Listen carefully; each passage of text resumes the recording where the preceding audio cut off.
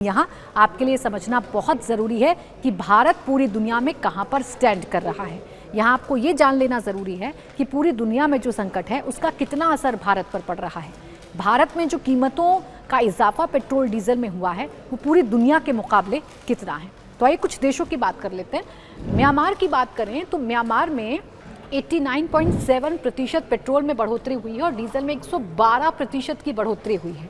भारत के मुकाबले ये कितना ज़्यादा है आप देखिए, भारत में सिर्फ 3% की बढ़ोतरी हुई है। भारत में पेट्रोल डीजल की कीमतों में 3% की बढ़ोतरी हुई है, जबकि आप म्यांमार में देखेंगे तो 112% की बढ़ोतरी हुई है। मलेशिया में पेट्रोल 56% बढ़ गया है और डीजल 71% बढ़ गया है। और पाकिस्तान की अगर आप बात करेंगे, हालांकि पाकिस्तान से भारत की तुलना करना बिल्कुल बेईमानी है। पाकिस्तान कंगला देश है, भिखमंगा देश है और वहाँ पर तो जनता वैसे ही रोटी के लिए दाने दाने के लिए तरसती रहती है, लेकिन वहाँ पर भी पेट्रोल के जो दाम है वो 54% से ज़्यादा बढ़ चुके हैं और 44% से ज़्यादा डीजल में बढ़ोतरी हुई है। वहाँ तो 500 रुपये लीटर मिल रहा है पाकिस्तान में पेट्रोल और डीजल। वहाँ की जनता तो बहुत ही परेशान है। संयुक्त अरब अमीरात यानी यूएई, जहाँ से खुद तेल आयात किया जाता है, जहाँ पर तेल के कुएं हैं, उस जगह पर भी 52% की बढ़ोतरी पेट्रोल में हुई है और 86% की डीजल में हुई है। अमेरिका, जो खुद इस वक्त युद्ध में घुसा हुआ है या युद्ध की वजह से जिसने पूरी दुनिया में टेंशन पैदा कर दी है, जो मिडिल ईस्ट से उलझा हुआ है, उस अमेरिका में भी 44% पेट्रोल में बढ़ोतरी हुई है। ट्रंप को लेकर ये कहा जाने लगा है ना कि ट्रंप की नज़र पूरी दुनिया के तेल पर है। अब उस तेल ने ही ट्रंप की मुसीबत भी बढ़ा दी है।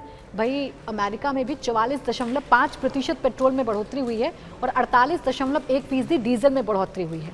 जबकि श्रीलंका की बात करें तो श्रीलंका में 38% पेट्रोल में वृद्धि है और 41% डीजल में बढ़ोतरी है। ब्रिटेन की बात करें तो 19% दाम बढ़े हैं और 34% डीजल के बढ़े हैं। जर्मनी की बात करें तो 13% पेट्रोल में बढ़े हैं और 19% डीजल में बढ़े हैं। जापान की बात करें तो तकरीबन 10% पेट्रोल में बढ़े हैं और डीजल में 11% की बढ़ोतरी हुई है। ऐसे में भारत में जो दाम बढ़े हैं वो इसका बहुत कम है। सिर्फ 3% दाम भारत में बढ़े हैं। पेट्रोल और डीजल के दाम सिर्फ 3% बढ़े हैं, यानी ज़्यादा इजाफा नहीं हुआ है।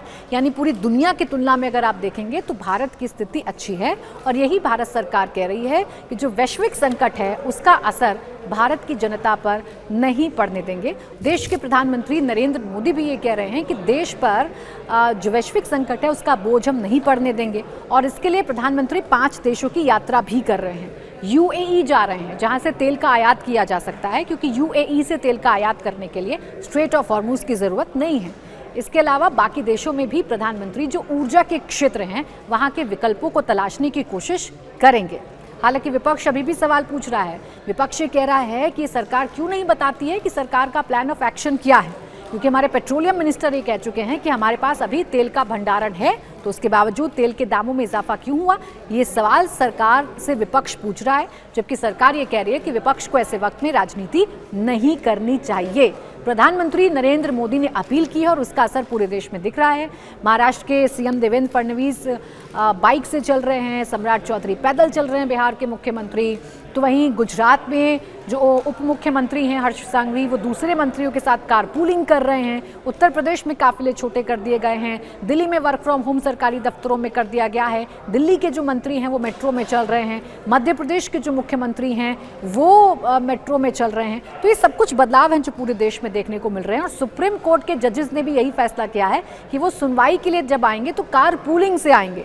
यानी ये देश बचत की तरफ आगे बढ़ रहा है। एक बचत का फॉर्मूला है जो प्रधानमंत्री ने दिया है और अगर ये बचत होती है तो जो संकट पूरी दुनिया पर है उस संकट का असर भारत पर पड़ेगा तो ज़रूर, लेकिन इतना नहीं जितना बाकी देशों में है। 112% दामों में इजाफा नहीं होगा, 3% दामों में इजाफा हुआ है, ये सरकार ज़रूर मान रही है। गोल्ड को बचाने की भी कोशिश की जा रही है ताकि इम्पोर्ट हम जब गोल्ड का कर रहे हैं तो ज़्यादा डॉलर खर्च ना हो और डॉलर के मुकाबले रुपया और नीचे ना गिरे।